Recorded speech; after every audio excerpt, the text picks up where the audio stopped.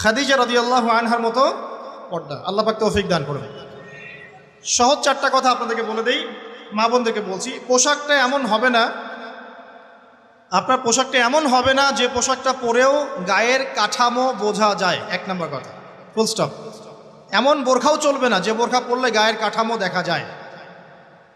এটি প্রজেক্টর আছে ওখানে, হয়তো বা দেখতে পাচ্ছেন, বুঝাচ্ছি।